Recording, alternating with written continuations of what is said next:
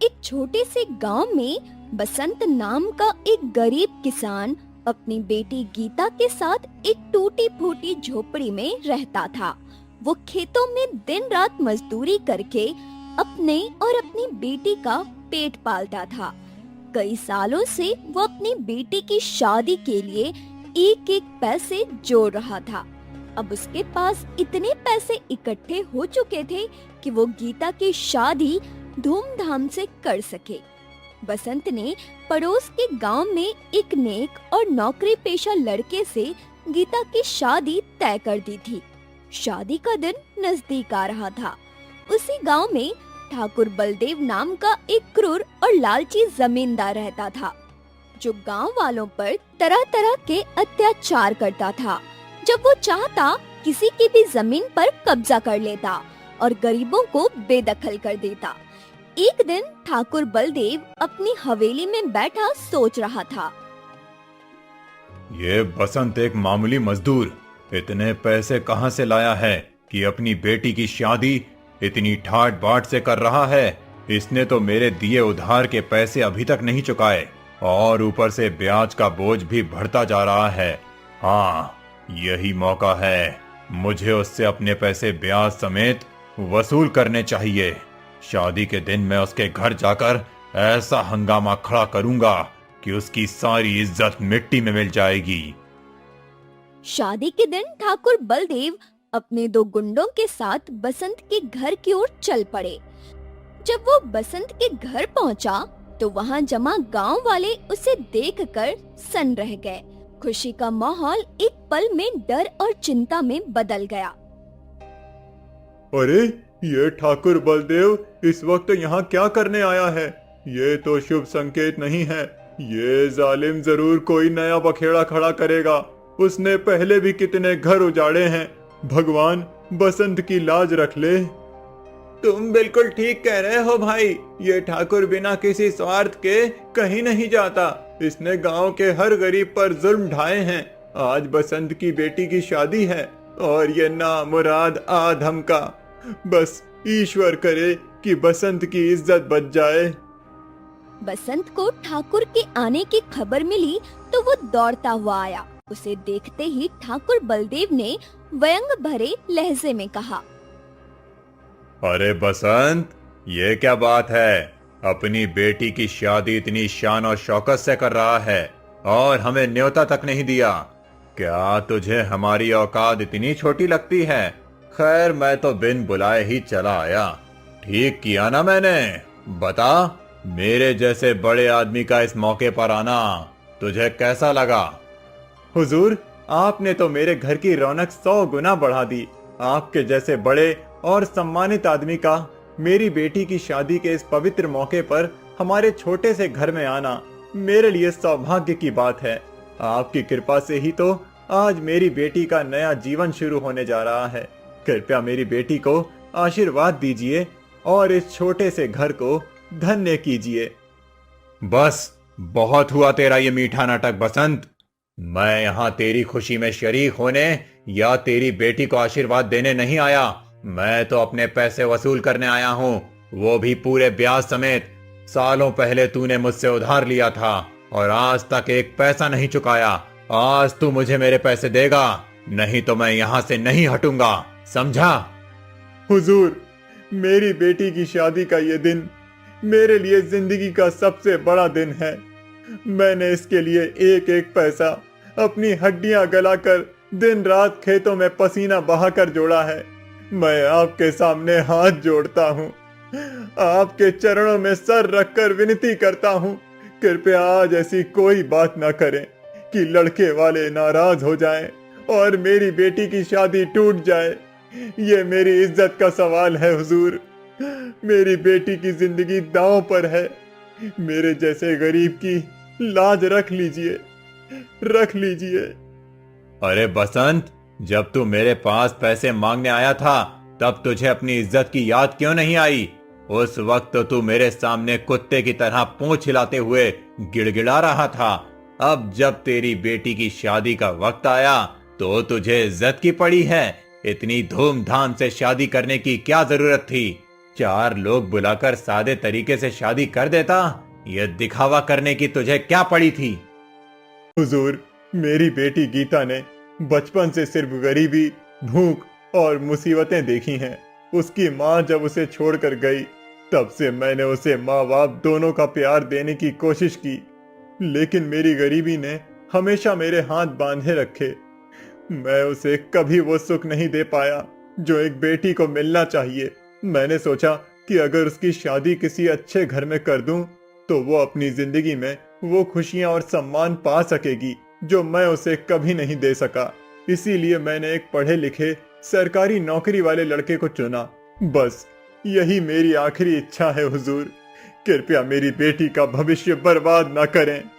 वाह बसंत, तू तो बड़े बड़े सपने देखने लगा है। अपनी बेटी की शादी इतने ऊंचे घर में तय कर दी और मेरे जैसे आदमी को भूल गया।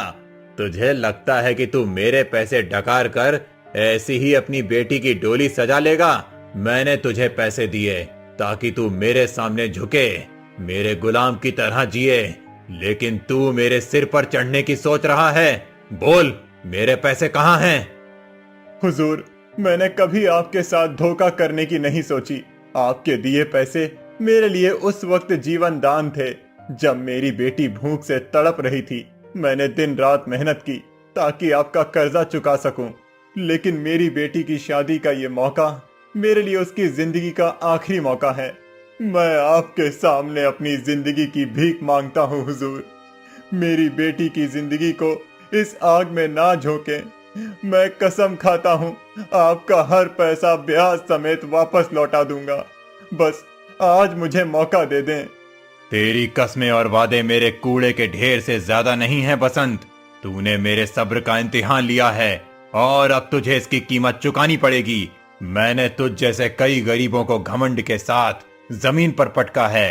तू सोचता है कि अपनी बेटी की शादी करके तू मेरे सामने सिर उठा लेगा? मैं आज तेरी इज्जत को इस गांव में ऐसा रौंदूंगा कि तेरा नाम लेने वाला भी कोई ना बचे। हुजूर, आप मेरी इज्जत रौंदना चाहते हैं तो रौंद लीजिए, मेरी जान लेना चाहते हैं तो ले लीजिए, लेकिन मेरी बेटी पर रहम करें। उस बेचारी का इस सब में क्या कसूर है?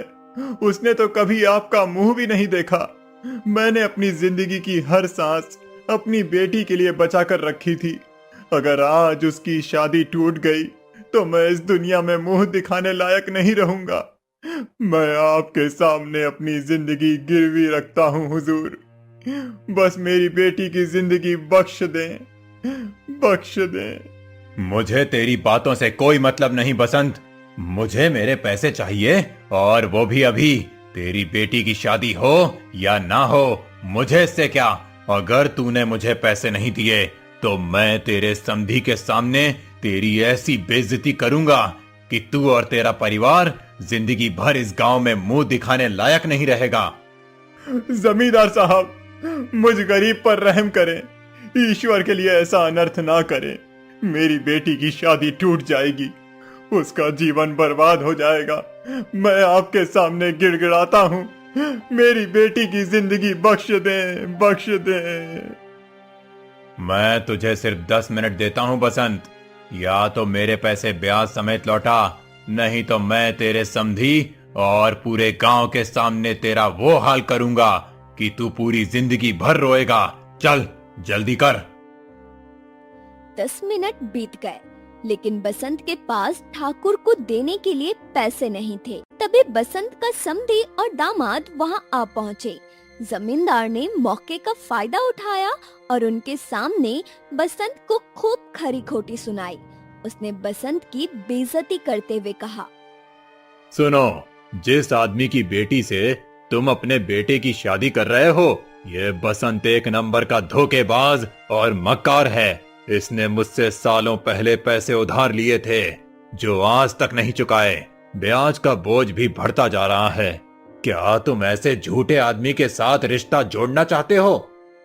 जमींदार की बात सुनकर बसंत का समधी गुस्से से लाल हो गया और अपने बेटे से बोला, बेटा उठ और चल यहाँ से। मैंने तो बसंत को बड़ा भला और ईमानदार इंसान समझा था, लेकिन ये तो एक नंबर का बदमाश निकला। ऐसे धोखेबाज और बेईमान आदमी की बेटी से मैं तेरा ब्याह नहीं कर सकता। अच्छा हुआ शादी से पहले इसका असली चेहरा सामने आ गया, वरना हमारा परिवार जिंदगी भर इस फैसले पर पछताता। चल, अब एक पल भी यहाँ रुकना ठीक नहीं। अपनी समधी की ये बात सुनकर और उन्हें जाते देखकर बसंत को इतना गहरा सदमा लगा कि वो चक्कर खाकर जमीन पर गिर पड़ा। वहाँ मौजूद लोगों ने उसकी हालत देखी तो चिल्लाने लगे। अरे, बसंत की तो सांसें रुक गईं। भगवान, ये क्या हो गया? लगता है बसंत अब इस दुनिया में नहीं रहा। बसंत को मरा देख जमींदार अपने गुंडों के साथ वहाँ से भाग खड़ा हुआ। कुछ देर पहले जहाँ ढोल नगाड़ों की आवाज गूंज रही थी, वहाँ अब सन्नाटा और मातम छा गया। गांव वाले जमींदार को कोस रहे थे। जब गीता को अपने पिता की मृत्यु की खबर मिली तो वो दौड़ते हुए आई। अपने पिता को जमीन पर पड़ा देख वो फूट फूट कर रोने लगी। पिताजी, पिताजी, आप मुझे अकेला छोड़कर क्यों चले गए? आप मेरे लिए सब कुछ थे, मेरे माँ, मेरे बाप, मेरा सहारा। अब मैं इस दुनिया में अकेली कैसे जीऊंगी? जब मेरे पिता ही नहीं रहे तो मेरा जीना भी व्यर्थ है। हे भगवान, मुझे भी अपने पास बुला लो। तभी भीड़ में से एक बुजुर्ग महिला आगे आई और गीता को समझाने लगी। बेटी, ऐसा मत कह, तुझे हिम्मत से काम लेना होगा।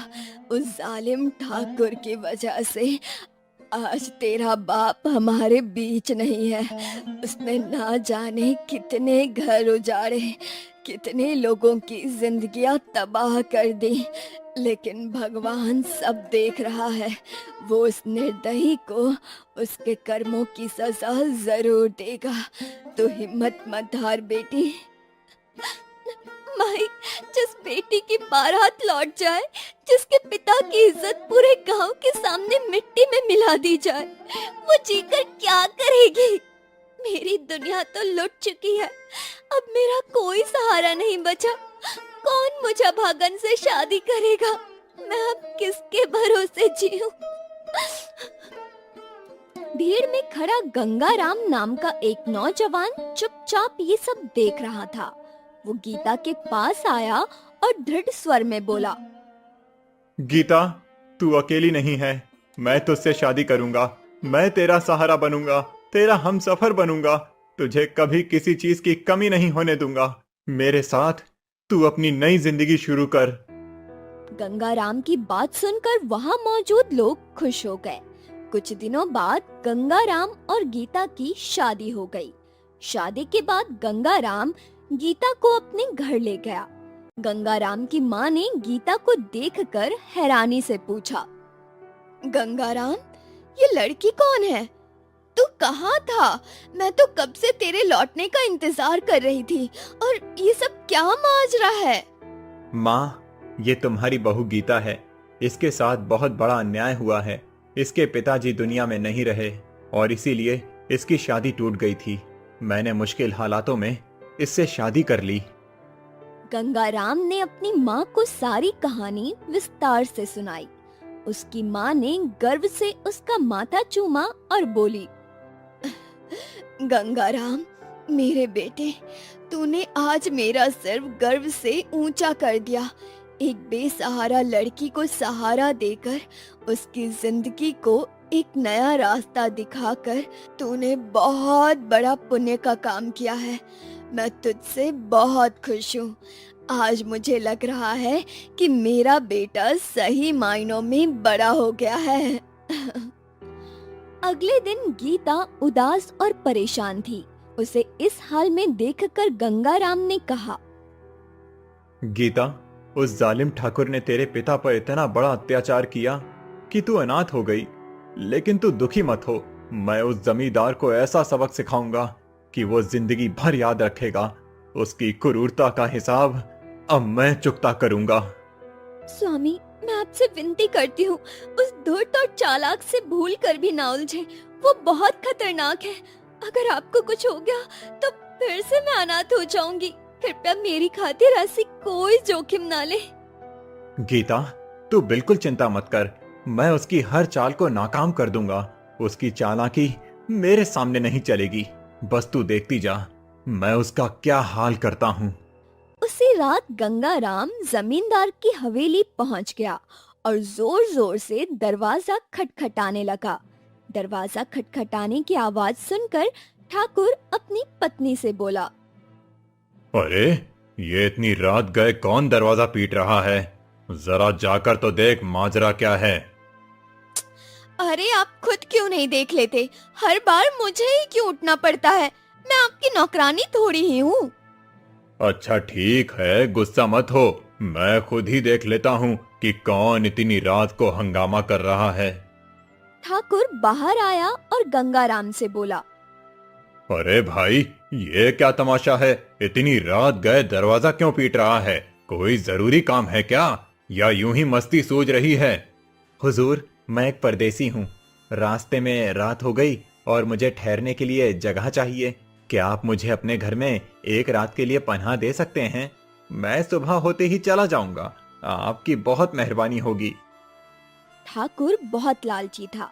उसने सोचा इस परदेसी को ठहरने दूंगा तो उससे मोटा किराया वसूल करूंगा। इससे अच्छा धंधा और क्या हो सकता है। ठीक है। मैं तुझे अपने घर में ठहरने के लिए जगह दे सकता हूँ, लेकिन इसके लिए तुझे किराया देना होगा। मुफ्त में यहाँ कुछ नहीं मिलता। हुजूर, किराया देने में मुझे कोई आपत्ति नहीं। बस आप बता दीजिए कितना किराया देना होगा। एक रात ठहरने के लिए एक सोने की अशर्फी देनी होगी, और हाँ, ये पैसा मुझे अभी चाहिए। गंगाराम ने बिना कुछ कहे अपनी जेब से एक सोने की अशर्फी निकाली और जमींदार को दे दी। अशर्फियां पाकर जमींदार का चेहरा खुशी से चमक उठा। उसने गंगाराम को घर के अंदर ले जाकर एक कमरा दिखाया। चल, ये रहा तेरा कमरा। आराम से रहे, और कोई जरूरत हो तो बता देना। जमींदार गंगाराम को कमरे में छोड़कर अपनी पत्नी के पास चला गया। उसकी पत्नी ने हैरानी से पूछा, ये आदमी कौन है? तुम इसे रात के वक्त घर में क्यों ले आए? क्या तुम इसे जानते हो या फिर कोई नया फसाद खड़ा करने की सोच रहे हो? अरे, तू भी बेकार में शक करती है। ये कोई परदेसी मुसाफिर है। रात भर हमारे यहाँ ठहरेगा और सुबह होते ही निकल जाएगा। मैंने इससे एक सोने की अशर्फी ली है, एक रात रुकने की। तुम हर बार ऐसे मूर्खता क्यों करते हो? इस अजनबी को घर में लाने की क्या जरूरत थी? क्या पता ये कोई चोर डाकू हो। रात को जब हम सो जाएं तो हमारा सारा माल लूट कर भाग जाए। फिर मत कहना कि मैंने तुम्हें समझाया नहीं। तू शायद ठीक कह रही है, लेकिन अब मैंने इसे ठहरने की इजाजत दे दी है और एक सोने की अशर्फी भी ले ली है। अब क्या करूं? चल, मैं इस पर नजर रखता हूं। तू भी इसकी हर हरकत पर ध्यान रखना। जमींदार गंगाराम के पास अपनी चारपाई डालकर बैठ गया। उसकी पत्नी भी जमींदार के पास बैठ गई। फिर जमींदार गंगाराम से बोला, भाई, तूने अपना नाम तो बताया नहीं। तेरा नाम क्या है और तू कहां से आया है? हुजूर, मेरा नाम पिंकू है। मैं दूर गांव से आ रहा हूँ। पिंकू?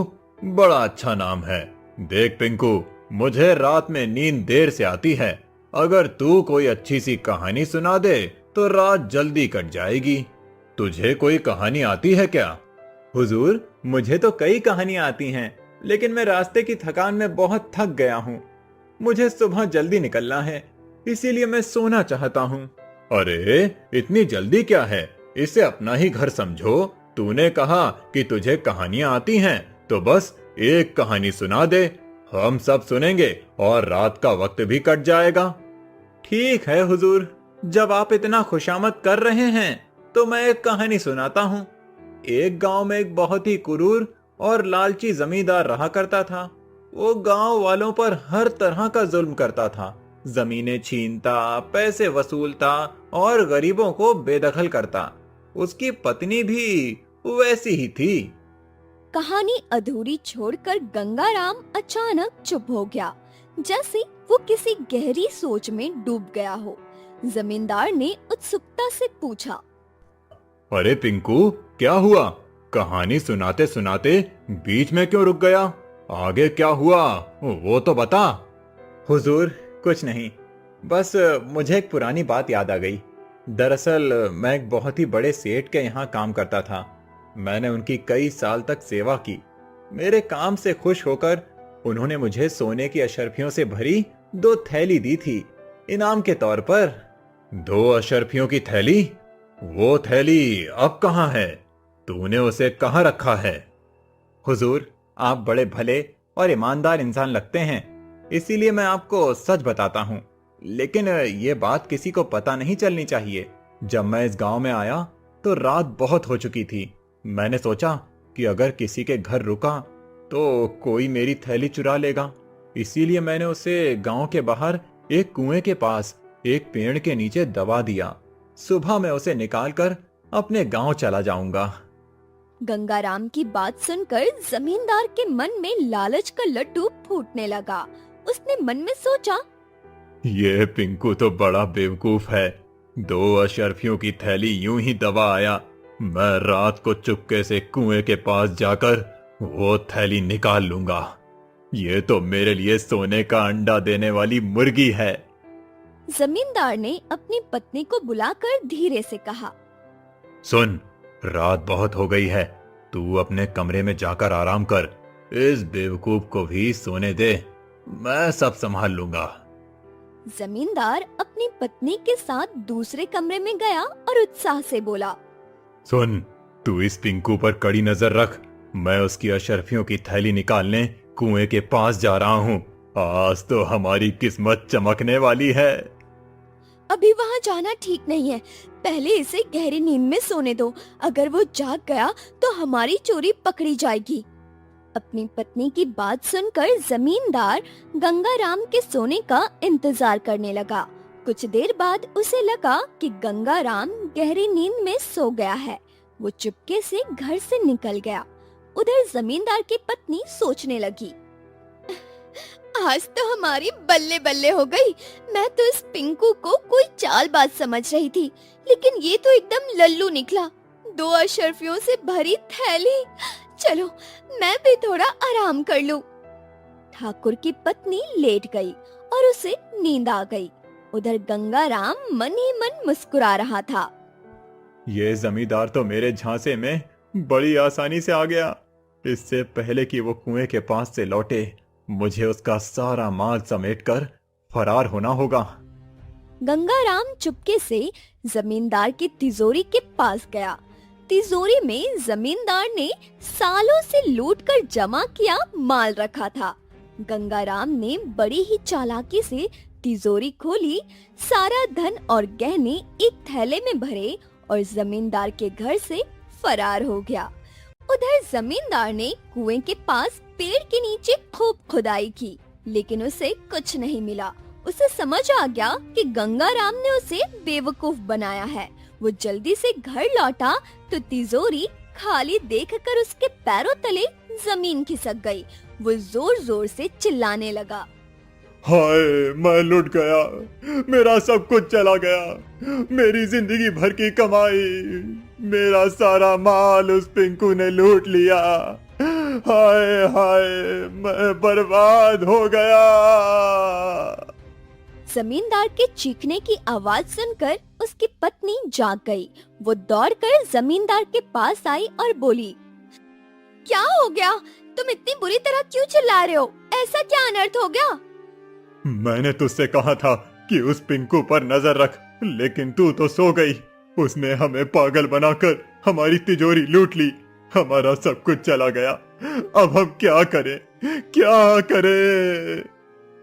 तिजोरी खाली देखकर जमींदार की पत्नी के होश ही उड़ गए। दोनों अपनी मूर्खता पर पछताते हुए रोने लगे। गंगाराम ने लूटा हुआ माल गीता को सौंप दिया। गीता ने आश्चर्य और गर्व से कहा, स्वामी, तुमने अपनी चतुराई और हिम्मत से उस जालिम जमींदार को उसकी औकात दिखा दी।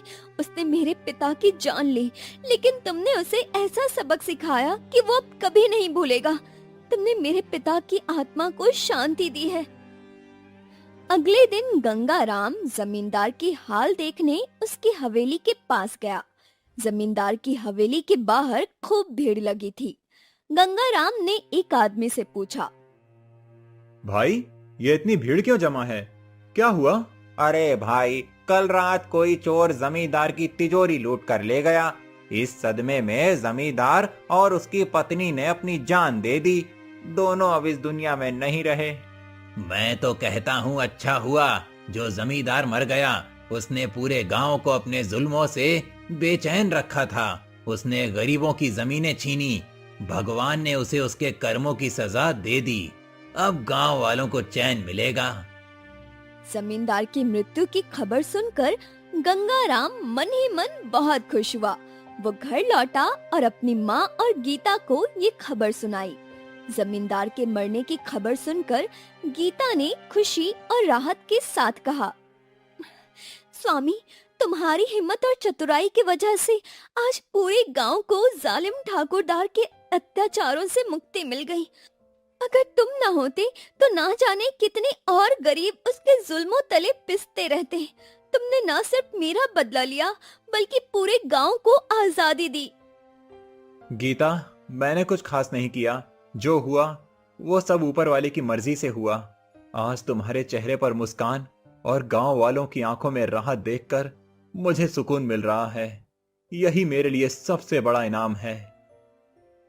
जमींदार के मरने के बाद गांव वालों को उनकी वो सारी जमीन वापस मिल गई जिन पर उसने कब्जा किया था।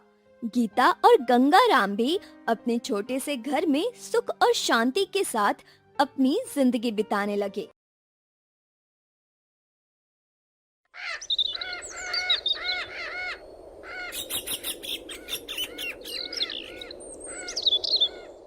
दरपुर नाम के गांव में कमला नाम की बूढ़ी स्त्री अपने परिवार के साथ रहती थी।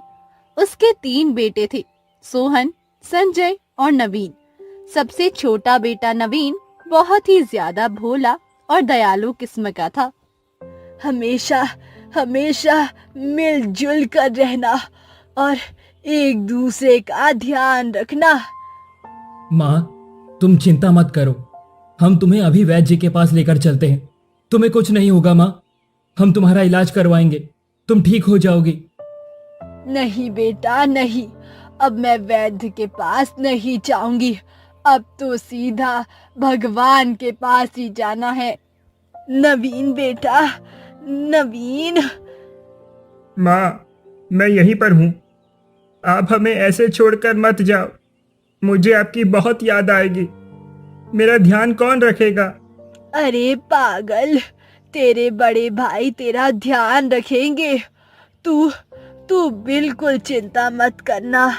तुम तीनों आपस में मिलजुल कर रहना और छोटे का भी ध्यान रखना। इतना कहकर कमला की आंखें हमेशा के लिए बंद हो गई। उसके बेटे माँ के जाने से दुखी हो गए और रोने लगे। कमला का अंतिम संस्कार किया गया। साथ व्यापार, अब तो मुझे अलग रहना है। हाँ भैया, मुझे भी मेरा हिस्सा दे दो ताकि मैं भी अपने तरीके से अपना काम कर सकूं। माँ ने अब तक रोक रखा था, लेकिन अब कोई पाबंदी नहीं है। अरे, तुम दोनों आपस में ही सब कुछ बांट लोगे। जायदाद के तीसरे हिस्सेदारी नवीन से भी कुछ पूछ लो। अरे, उससे क्या पूछना है? वो तो जीवन भर अपनी माँ की गोद में बैठा रहा। मेहनत तो हमारे पतियों ने की है, इसीलिए इस पर केवल हमारा ही अधिकार है। इस प्रकार वे चारों मिलकर योजना बनाते हैं और जायदाद का बंटवारा आपस में कर लेते हैं। सुनो नवीन, हमने व्यापार में बहुत मेहनत की है। हम हमेशा से ही माँ के साथ लगे रहे, लेकिन व्यापार में कभी तुम्हारा योगदान नहीं दिखा।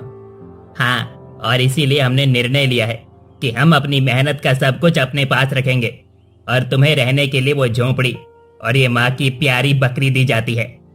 भैया, जो आपको ठीक लगे मुझे दे दो। मुझे धन का कोई लालच नहीं है। मैं तो बस कैसे भी खुश रह लूंगा। नवीन बकरी को लेकर झोपड़ी में चला जाता है। अपनी बकरी चंपा के साथ वो बहुत खुश था। चंपा कोई साधारण बकरी नहीं थी, वो एक जादुई बकरी थी। वो बहुत सारा दूध देती थी जिससे नवीन का जीवन बहुत आसान हो गया था। नवीन भी उसका खूब ध्यान रखता था। एक दिन की बात है, उसकी दोनों भाभियां उसके घर के पास से गुजर रही थी। अरे देखो, इस फटेहाल के पास कुछ भी नहीं है, फिर भी ये इतना खुश है। मुझसे तो इसकी हंसी बर्दाश्त नहीं होती। जब तक माँ थी केवल इसी के भगत में लगी रहती थी। हाँ, सच कहती हो, माँ को अपना छोटा बेटा सबसे ज्यादा प्यारा था। मुझे तो लगता था जब वो झोपड़ी में रहेगा और गरीबी में जाएगा तब इसे अकल ठिकाने आ जाएगी। लेकिन ये तो बहुत खुश है। हमें कुछ करना चाहिए जिससे इसकी सारी हंसी गायब हो जाए। अरे भाई, इसे भी तो पता चलना चाहिए कि जिंदगी का दुख क्या होता है। दोनों घर पर आती है। ए जी सुनो, मुझे वो बकरी लाकर दो जो तुमने अपने छोटे भाई को दे दी है। ना जाने वो बकरी उसे ऐसा क्या देती है कि वो इतना खुश रहता है। मुझे तो लगता है वो कोई जादुई बकरी है। अरे तुम कैसी बातें कर रही हो? हमने उसे साधारण बकरी दी है, तभी तो वो हमसे कुछ नहीं मांगता। अब वो भी कैसे छीन ले? तभी सोहन अपनी पत्नी के साथ वहाँ पर आता है। कुछ तो बात है उस बकरी में, वो अद्भुत लगती है। चलो चलो, हम नवीन से कहते हैं, शायद वो हमें कुछ पैसे लेकर बकरी दे दे। दोनों भाई संजय और सोहन नवीन के पास जाते हैं और उसे बकरी खरीदने की बात करते हैं, लेकिन नवीन तैयार नहीं होता। नहीं नहीं भैया, ये बकरी माँ को बहुत प्रिय थी और इसीलिए अब ये भी मुझे बहुत प्रिय है। मैं इसे आपको नहीं दे सकता। नवीन के मना करने पर संजय और सोहन दोनों ही बहुत नाराज होते हैं। अब बात उनकी इज्जत पर आ जाती है। दोनों घर वापस आते हैं। अरे क्या हुआ? नवीन ने बकरी दी या नहीं?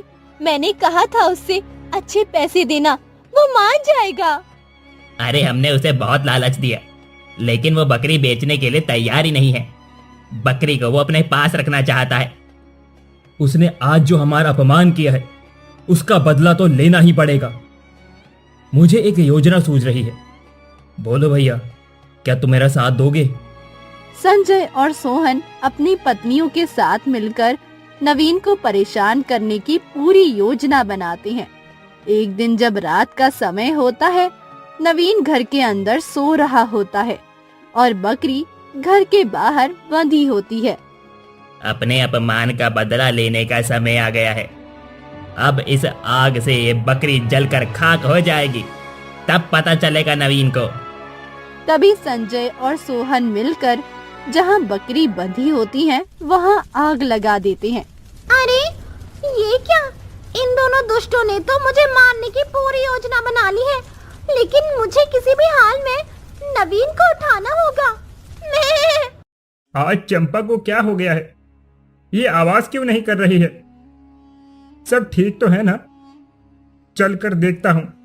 नवीन बाहर आता है। वो देखता है कि चारों तरफ आग फैली हुई है। बड़ी मुश्किल से वो चंपा को आग से बाहर निकालता है। वो चंपा को लेकर दूसरे गांव चला जाता है। इधर संजय और सोहन रोने का नाटक करते हैं। देखो भाई देखो, हमारा छोटा भाई नवीन हम सबको छोड़कर चला गया। कल यहाँ पर आग लग गई थी, साथ ही हमारी बकरी चंपा भी हमें छोड़कर चली गई। अरे तुम लोग मत रो। भला आज के जमाने में तुम लोग ऐसे भाई कहाँ मिलेंगे जो अपने भाई की मृत्यु पर आंसू बहाए। उधर नवीन अपनी बकरी चंपा के साथ अपना गांव छोड़ देता है और जंगल पार करते हुए दूसरे गांव जा रहा होता है। नवीन के पास कुछ चांदी के सिक्के होते हैं। वो सोचता है, अगर मैंने चांदी के सिक्कों को अपने पास रखा है तो डाकू इससे मुझसे लूट भी सकते हैं। एक काम करता हूँ, इसे चंपा के गले में बांध देता हूँ। नवीन चांदी के सिक्कों को चंपा के गले में बांध देता है। हाँ, अब ठीक है। तुम तो जानती हो चंपा, मैं कितना भुलक्कड़ हूँ। अब तुम ही इन चांदी के सिक्कों को संभालो। अगर ये तुम्हारे पास रहेंगे तो डाकू मुझे नहीं लूट पाएंगे। इस तरह नवीन जंगल पार करके दूसरे गांव पहुंचता है। वो गांव में छोटी सी झोपड़ी बनाकर रहने लगता है। झोपड़ी के बाहर वो चंपा को पेड़ से बांध देता है, लेकिन वो चंपा के गले से चांदी के सिक्के निकालना भूल जाता है। एक दिन रात का समय होता है। गांव का सेठ और उसका नौकर नवीन के घर के सामने से गुजर रहे होते हैं। बकरी अपने से हिलती है और जमीन पर 2 चांदी के सिक्के गिर जाते हैं। अरे ये क्या हो रहा है मेरी आंखों के सामने? इस बकरी के गले से तो चांदी के सिक्के एक एक करके गिर रहे हैं। नौकर, तुमने कभी ऐसी अद्भुत चीज अपनी जिंदगी में देखी है क्या? ये तो कोई साधारण बकरी नहीं लगती। सेठ जी, मैंने अपने जीवन में कई अनोखी घटनाएं देखी है, भूत प्रेत चमत्कार भी, लेकिन ऐसी बकरी ना जो चांदी उगले, ये तो पहली बारी देख रहा हूँ। लगता है ये कोई जादुई बकरी है। अरे तो फिर देर किस बात की? फौरन उस बकरी को पकड़ो और उसके मालिक को बुलवाओ। मैं उससे सौदा करना चाहता हूँ, चाहे वो कितनी भी कीमत मांगे, मैं देने के लिए तैयार हूँ। ऐसी बकरी से तो खजाना बन सकता है। बिल्कुल सेठ जी, लेकिन लगता है इसके मालिक को इस बकरी की जादुई शक्तियों के बारे में पता नहीं है, वरना वो उसे घर के बाहर कभी नहीं बांधता। हमें इस बात का फायदा उठाना चाहिए। हाँ। सेठ और नौकर वहां से चले जाते हैं। नौकर नवीन को बुलाकर सेठ के सामने लेकर आता है। सेठ जी, मैं इस गांव में नया हूँ। क्या मुझसे कोई गलती हो गई जो आपने मुझे इस तरह बुलाया है? अगर मुझसे कोई गलती हो गई हो तो मुझे क्षमा कर दीजिए। बेटा नवीन, तुम्हारी ये बकरी वही जो तुम्हारे घर के बाहर बंधी रहती है, मैंने उसे देखा। वो बड़ी ही सुंदर बकरी है। ये बकरी मुझे बेच दो, मैं तुम्हें बकरी के बदले में बहुत सारा धन दूंगा। मुझे वो बकरी बहुत पसंद आ गई है, इसीलिए मैं उसे खरीदना चाहता हूँ। अगर सेठ मुझे इतना धन देने वाले हैं तो मुझे लगता है चंपा को इन्हें सौंप देना चाहिए। वैसे भी चंपा मेरे साथ आधे समय तक भूखी ही रहती है। सेठ जी के घर में उसका पेट भरा रहेगा और वो सुखी रह पाएगी। सेठ जी, ये बकरी मेरी माँ का आशीर्वाद है। उन्होंने जाते समय मुझे इसका ध्यान रखने को कहा था, लेकिन मेरे पास खाने के लिए कुछ नहीं है। अगर आप धन देने के लिए तैयार हैं तो मैं अपनी बकरी बेचने को तैयार हूं। शानदार निर्णय लिया बेटा। नौकर, बकरी को पकड़ लाओ और नवीन को जितना धन चाहिए उसे दे दो। इस प्रकार नवीन चंपा के पास जाता है, उसे प्यार करता है। उसके बाद चंपा को सेठ के नौकर को सौंप देता है। नौकर उसे बहुत सारा धन देता है। वो बहुत खुशी खुशी बकरी को लेकर सेठ के पास पहुंचता है। देखिए सेठ जी, मैं जादुई बकरी को लेकर आया हूँ। अब जब भी ये अपना सर हिलाएगी तब चांदी के सिक्के मिलेंगे। इसकी वजह से आप बहुत धनवान हो जाएंगे। नौकर बकरी को एक पेड़ में बांध देता है। काफी समय बीत जाता है। बकरी अपना सिर हिलाती है, घूमती है, लेकिन फिर भी कोई सिक्का नहीं गिरता है। ये देखकर सेठ को बहुत आश्चर्य होता है। अरे क्या मजाक है ये? बकरी तो अब तक हिल रही है, लेकिन सिक्के कहाँ हैं? वो जादू कहाँ चला गया जो हमने उसे रात में देखा था? कहीं नवीन ने हमें धोखा तो नहीं दिया? नहीं मालिक, ये वही बकरी है जो हमने उस रात में देखी थी, लेकिन लगता है इसका जादू यहाँ पर काम नहीं कर रहा है। अब हम क्या करेंगे? मैं अब इस बकरी को छोड़ूंगा नहीं। जब तक ये मुझे सिक्के नहीं देगी तब तक मैं इसे पीटता रहूंगा। दिखा अपना जादू, निकाल सिक्के। इतना कहकर सेठ मोटा डंडा लेता है और बकरी को पीटने लगता है। वो हर दिन बकरी को पीट पीट कर उसे जादू करने को कहता है। ना जाने मुझे किस बात का दंड मिल रहा है। मैं कोई जादू नहीं जानती, फिर भी ये दुष्ट सेठ मुझे इतना मार रहा है। आखिरकार सेठ की मार से परेशान होकर एक दिन बकरी उसके घर से भाग ही जाती है। नवीन भैया, तुमने वादा किया था, माँ के सामने कहा था, चाहे कुछ भी हो जाए तुम्हें मेरा ध्यान रखना है। पर तुमने मुझे उस दुष्ट के हाथों बेच दिया। मेरी प्यारी बकरी चंपा, मैं मजबूर था, माँ की सीख भूल गया, लेकिन मेरे पास तुम्हें खिलाने को कुछ नहीं था। मैंने सोचा सेठ तुम्हें अच्छा भोजन देगा, इस कारण मैं तुम्हें उसके पास भेजा है। तुम भी तो भूखे थे भैया, तुम भी तो भूखे थे। बचपन से माँ के बाद तुमने ही मेरा ध्यान रखा था, तो क्या हो गया, मैं तुम्हारे साथ भूखी रह लेती, पर उस दुष्ट के पास मुझे ना भेज दिया। उसने मुझे बहुत पीटा, बहुत पीटा, वो भी उसी गलती के लिए जो मैंने कभी की ही नहीं। ये तुम क्या कह रही हो चंपा? तुम्हें खरीदने के पीछे सेठ की क्या योजना थी? मुझे पूरी बात बताओ। भैया, तुमने मेरे गले में चांदी के सिक्कों को बांधकर उसे सुरक्षित किया है। एक दिन सेठ और उसके नौकर ने मेरे गले से चांदी के सिक्के गिरते हुए देख लिए और इस कारण वो मुझे खरीद कर ले गए थे कि मैं उनका खजाना भर दूंगी। मैं क्या? मैं उस दुष्ट सेठ को जीवित नहीं छोड़ूंगा। तुम अभी चलो मेरे साथ, मैं भी उसे मजा चखा कर आता हूँ। भैया, उसके पास मत जाओ। उसके दिए हुए पैसों से तुम्हारी स्थिति में सुधार हुआ है। अगर तुम उसके पास गए तो वो तुमसे अपने पैसे वापस मांग लेगा। हम फिर से गरीब हो जाएंगे। क्या हुआ अगर उसने मुझे मारा, पर मैं तुम्हारे पास वापस आ गई हूँ। अब मुझे कहीं मत भेजना। नवीन अपनी बकरी को लेकर और अपना सारा धन लेकर उस गांव से निकल जाता है।